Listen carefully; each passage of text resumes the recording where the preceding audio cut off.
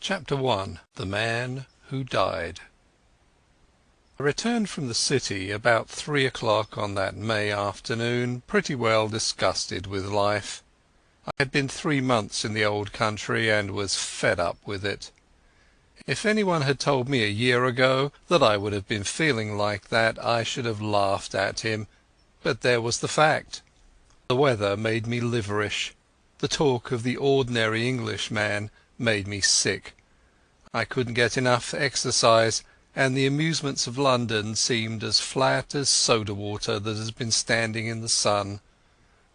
"Richard Hannay," I kept telling myself, "you have got into the wrong ditch, my friend, and you had better climb out." It made me bite my lips to think of the plans I had been building up those last years in Bulawayo. I had got my pile, not one of the big ones, but good enough for me, and I had figured out all kinds of ways of enjoying myself. My father had brought me out from Scotland at the age of 6, and I had never been home since, so England was a sort of Arabian Nights to me, and I counted on stopping there for the rest of my days. But from the first I was disappointed with it. In about a week I was tired of seeing sights, and in less than a month I had had enough of restaurants and theatres and race meetings. I had no real pal to go about with, which probably explains things. Plenty of people invited me to their houses, but they didn't seem much interested in me. They would ask me a question or two about South Africa, and then get on to their own affairs. A lot of imperialist ladies asked me to tea to meet schoolmasters from New Zealand and editors from Vancouver, and that was the dismalest business of all. Here was I, 37 years old, sound in wind and limb, with enough money to have a good time, yawning my head off all day.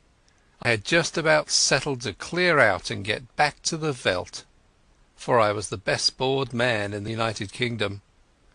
That afternoon I had been worrying my brokers about investments to give my mind something to work on, and on my way home I turned into my club, rather a pot-house which took in colonial members. I had a long drink and read the evening papers. They were full of the row in the Near East, and there was an article about Karolides, the Greek premier. I rather fancied the chap. From all accounts he seemed the one big man in the show, and he played a straight game too, which was more than could be said for most of them. I gathered that they hated him pretty blackly in Berlin and Vienna, but that we were going to stick by him, and one paper said that he was the only barrier between Europe and Armageddon. I remember wondering if I could get a job in those parts. It struck me that Albania was the sort of place that might keep a man from yawning. About 6 o'clock I went home, dressed, dined at the Café Royal, and turned into a music hall. It was a silly show, all capering women and monkey-faced men, and I did not stay long. The night was fine and clear as I walked back to the flat I had hired near Portland Place. The crowd surged past me on the pavements, busy and chattering, and I envied the people for having something to do. These shop-girls and clerks and dandies and policemen had some interest in life that kept them going.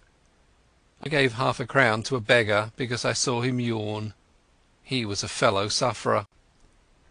At Oxford Circus I looked up into the spring sky, and I made a vow. I would give the old country another day to fit me into something.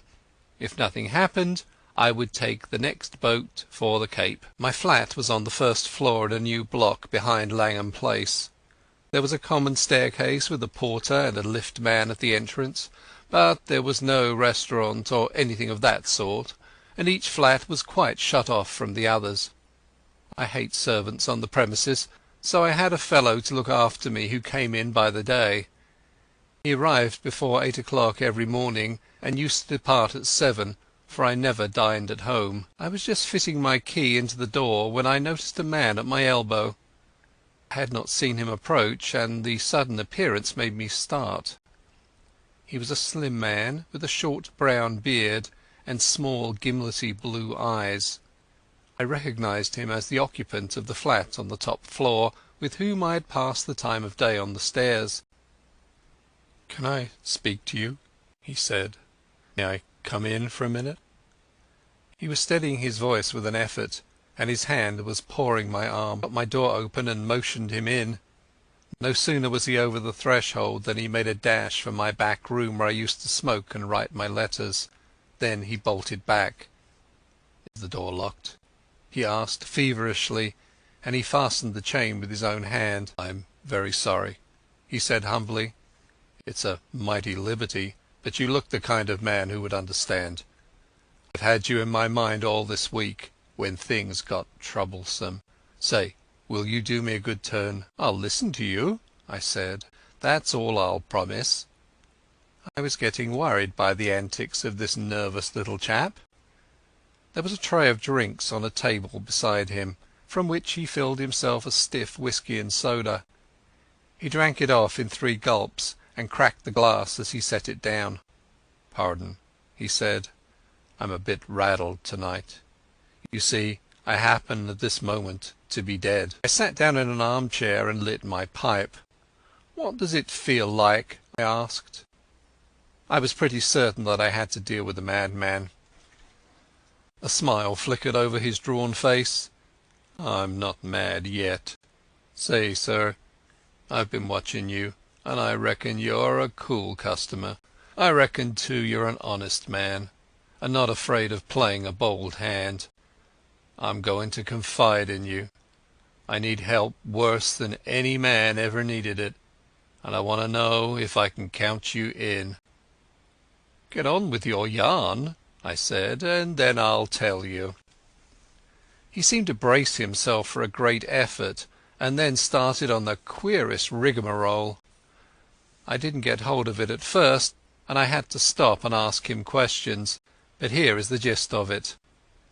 He was an American from Kentucky, and after college, being pretty well off, he had started out to see the world. He wrote a bit and acted as war correspondent for a Chicago paper, and spent a year or 2 in southeastern Europe. I gathered that he was a fine linguist, and had got to know pretty well the society in those parts. He spoke familiarly of many names that I remembered to have seen in the newspapers. He had played about with politics, he told me, at first for the interest of them, and then because he couldn't help himself. I read him as a sharp, restless fellow who always wanted to get down to the roots of things. He got a little further down than he wanted. I'm giving you what he told me as well as I could make it out. Away behind all the governments and the armies there was a big subterranean movement going on, engineered by very dangerous people. He had come on it by accident. It fascinated him. He went further, and then got caught. I gathered that most of the people in it were the sort of educated anarchists that make revolutions, but that beside them were financiers who were playing for money. A clever man can make big profits on a falling market, and it suited the book of both classes to set Europe by the ears. He told me some queer things that explained a lot that had puzzled me. Things that had happened in the Balkan War. How one state suddenly came out on top, why alliances were made and broken, why certain men disappeared, and where the sinews of war came from. The aim of the whole conspiracy was to get Russia and Germany at loggerheads. When I asked why, he said that the anarchist lot thought it would give them their chance. Everything would be in the melting pot, and they looked to see a new world emerge. The capitalists would rake in the shekels and make fortunes by buying up wreckage. Capital, he said, had no conscience and no fatherland. Besides, the Jew was behind it, and the Jew hated Russia worse than hell. "Do you wonder?"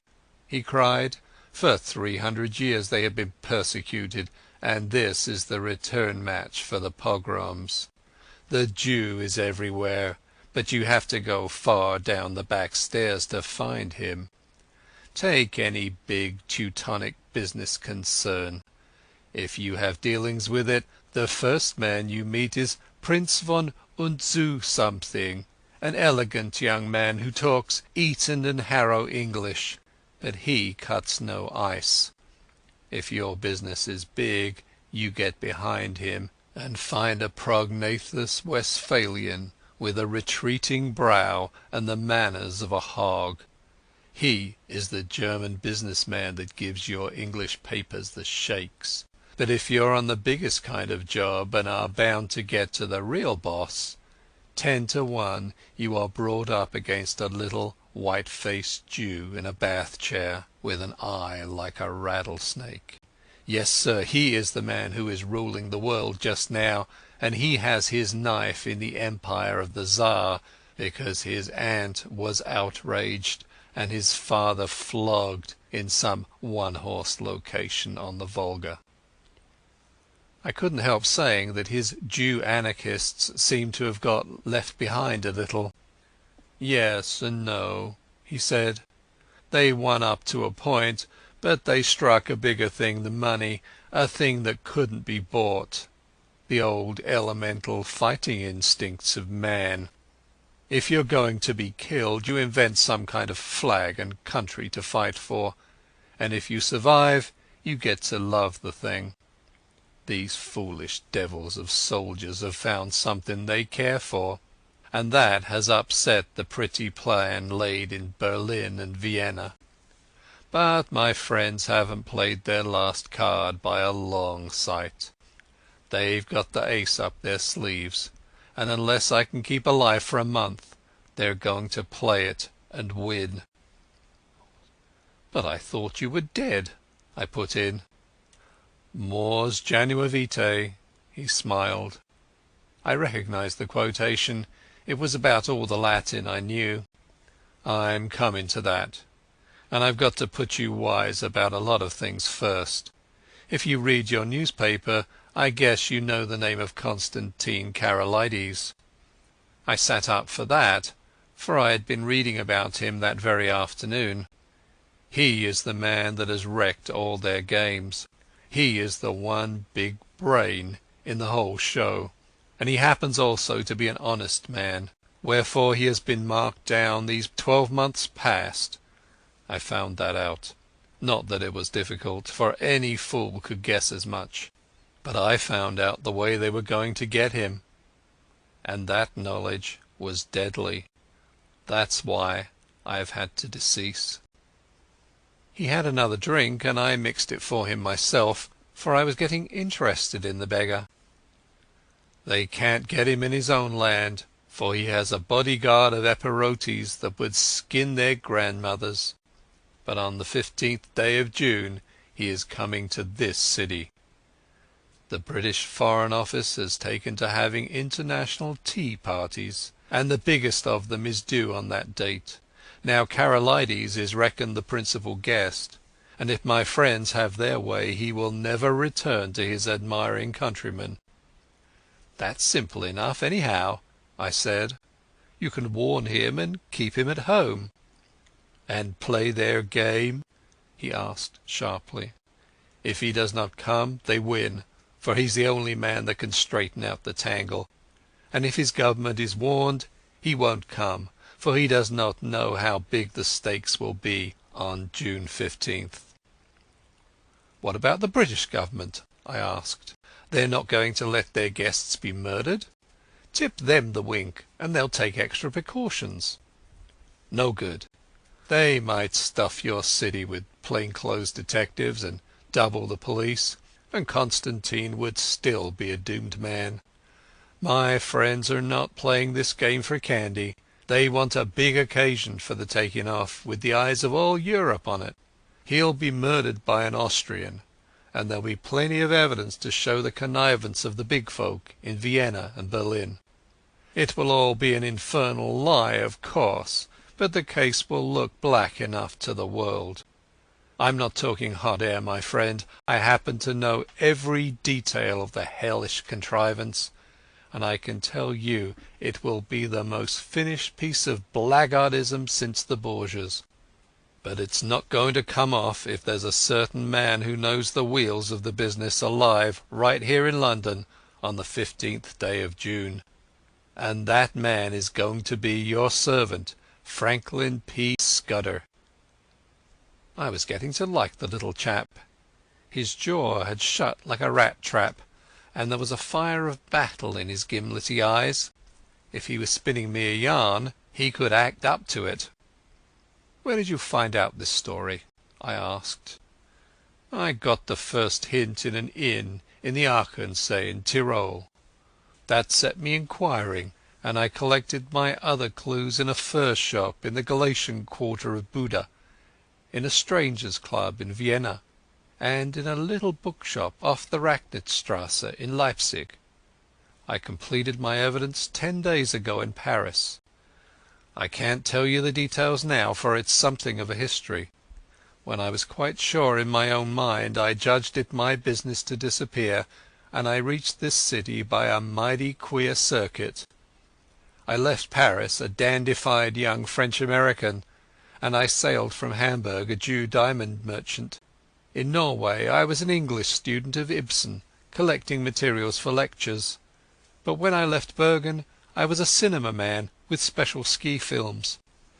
And I came here from Leith with a lot of pulpwood propositions in my pocket to put before the London newspapers.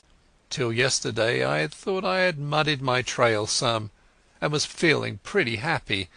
Then—" The recollection seemed to upset him, and he gulped down some more whisky. "Then I saw a man standing in the street outside this block. I used to stay close in my room all day, and only slip out after dark for an hour or two. I watched him for a bit from my window, and I thought I recognized him. He came in and spoke to the porter. When I came back from my walk last night I found a card in my letter-box. It bore the name of the man I want least to meet on God's earth." I think that the look in my companion's eyes, the sheer naked fright on his face, completed my conviction of his honesty. My own voice sharpened a bit as I asked him what he did next. "I realized I was bottled up as sure as a pickled herring, and that there was only one way out. I had to die. If my pursuers knew I was dead, they would go to sleep again." "How did you manage it?" "I told the man that valets me that I was feeling pretty bad, and I got myself up to look like death. That wasn't difficult, for I'm no slouch at disguises. Then I got a corpse. You can always get a body in London if you know where to go for it. I fetched it back in a trunk on the top of a four-wheeler, and I had to be assisted upstairs to my room. You see, I had to pile up some evidence for the inquest. I went to bed and got my man to mix me a sleeping draught, and then told him to clear out. He wanted to fetch a doctor, but I swore some and said I couldn't abide leeches. When I was left alone I started in to fake up that corpse. He was my size, and I judged had perished from too much alcohol, so I put some spirits handy about the place. The jaw was the weak point in the likeness, so I blew it away with a revolver. I daresay there will be somebody tomorrow to swear to having heard a shot, but there are no neighbours on my floor, and I guessed I could risk it. So I left the body in bed, dressed up in my pyjamas, with a revolver lying on the bedclothes, and a considerable mess around. Then I got into a suit of clothes I had kept waiting for emergencies. I didn't dare to shave for fear of leaving tracks, and besides, it wasn't any kind of use my trying to get into the streets. I'd had you in my mind all day, and there seemed nothing to do but to make an appeal to you. I watched from my window till I saw you come home, and then slipped down the stair to meet you. There, sir, I guess you know about as much as me of this business." He sat blinking like an owl, fluttering with nerves, and yet desperately determined. By this time I was pretty well convinced that he was going straight with me. It was the wildest sort of narrative, but I had heard in my time many steep tales which had turned out to be true, and I had made a practice of judging the man rather than the story. If he had wanted to get a location in my flat and then cut my throat, he would have pitched a milder yarn. "Hand me your key," I said, "and I'll take a look at the corpse. Excuse my caution, but I'm bound to verify a bit if I can." He shook his head mournfully. "I reckoned you'd ask for that, but I haven't got it. It's on my chain on the dressing table. I had to leave it behind, for I couldn't leave any clues to raise suspicions. The gentry who are after me are pretty bright-eyed citizens. You'll have to take me on trust for the night, and tomorrow you'll get proof of the corpse business right enough." I thought for an instant or two. "Right. I'll trust you for the night. I'll lock you into this room and keep the key. Just one word, Mr. Scudder. I believe you're straight, but if so be you're not, I should warn you that I'm a handy man with a gun." "Sure," he said, jumping up with some briskness. "I haven't the privilege of your name, sir, but let me tell you that you're a white man. I'll thank you to lend me a razor." I took him into my bedroom and turned him loose. In half an hour's time a figure came out that I scarcely recognized. Only his gimlety, hungry eyes were the same. He was shaved clean, his hair was parted in the middle, and he had cut his eyebrows. Furthermore, he carried himself as if he had been drilled, and was the very model, even to the brown complexion, of some British officer who had had a long spell in India. He had a monocle, too, which he stuck in his eye, and every trace of the American had gone out of his speech. "My hat, Mr. Scudder," I stammered. "Not Mr. Scudder," he corrected. "Captain Theophilus Digby of the 7th Gurkhas, presently home on leave. I'll thank you to remember that, sir." I made him a bed in my smoking room, and sought my own couch more cheerful than I had been for the past month. Things did happen occasionally, even in this God-forgotten metropolis. I woke next morning to hear my man, Paddock, making the deuce of a row at the smoking-room door. Paddock was a fellow I had done a good turn to out on the Selakwe, and I had inspanned him as my servant as soon as I got to England.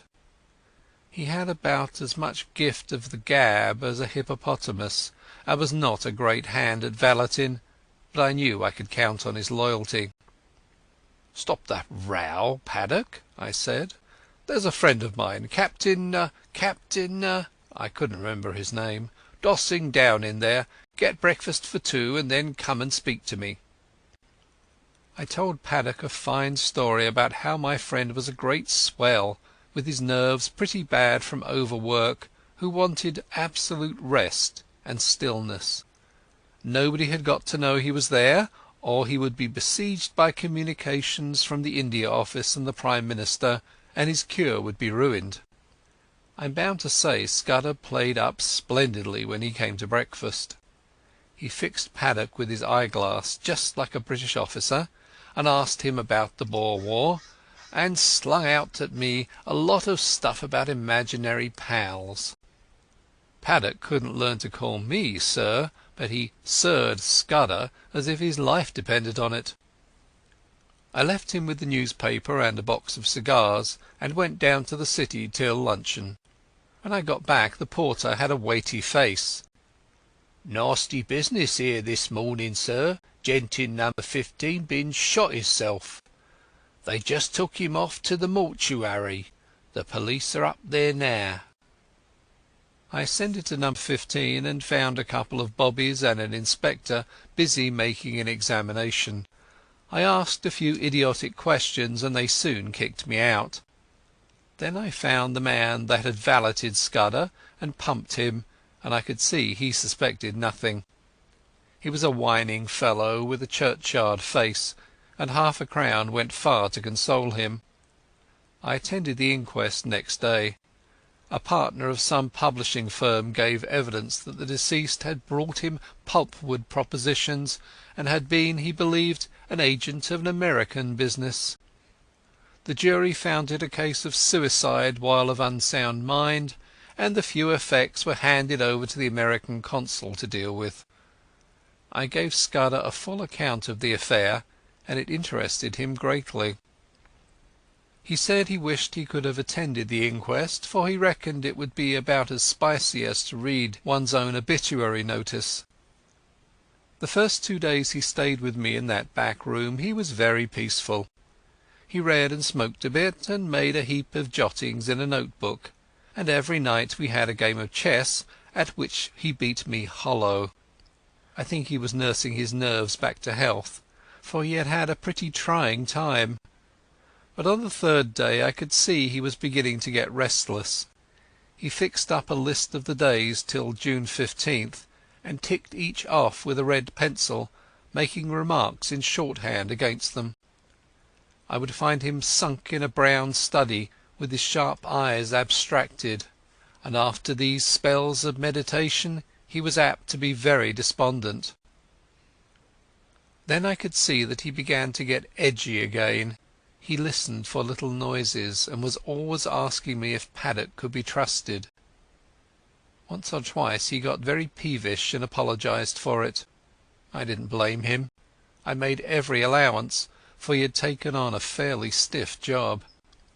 It was not the safety of his own skin that troubled him, but the success of the scheme he had planned. That little man was clean pluck all through, without a soft spot in him. One night he was very solemn. "Say, Hannay," he said, "I judged I should let you a bit deeper into this business. I should hate to go out without leaving somebody else to put up a fight." And he began to tell me in detail what I had only heard from him vaguely. I did not give him very close attention. The fact is, I was more interested in his own adventures than in his high politics. I reckoned that Karolides and his affairs were not my business, leaving all that to him. So a lot that he said slipped clean out of my memory. I remember that he was very clear that the danger to Karolides would not begin till he had got to London, and would come from the very highest quarters, where there would be no thought of suspicion. He mentioned the name of a woman, Julia Czechenyi, as having something to do with the danger. She would be the decoy, I gathered, to get Karolides out of the care of his guards. He talked too about a black stone and a man that lisped in his speech, and he described very particularly somebody that he never referred to without a shudder, an old man with a young voice, who could hood his eyes like a hawk. He spoke a good deal about death too. He was mortally anxious about winning through with his job, but he didn't care a rush for his life. "I reckon it's like going to sleep when you are pretty well tired out, and waking to find a summer day with the scent of hay coming in at the window. I used to thank God for such morning, way back in the bluegrass country, and I guess I'll thank him when I wake up on the other side of Jordan." Next day he was much more cheerful, and read the life of Stonewall Jackson most of the time. I went out to dinner with a mining engineer I had got to see on business, and came back at about 10:30 in time for our game of chess before turning in. I had a cigar in my mouth, I remember, as I pushed open the smoking-room door. The lights were not lit, which struck me as odd. I wonder if Scudder had turned in already. I snapped the switch, and there was nobody there. Then I saw something in the far corner which made me drop my cigar and fall into a cold sweat. My guest was lying sprawled on his back. There was a long knife through his heart, which skewered him to the floor. End of chapter 1.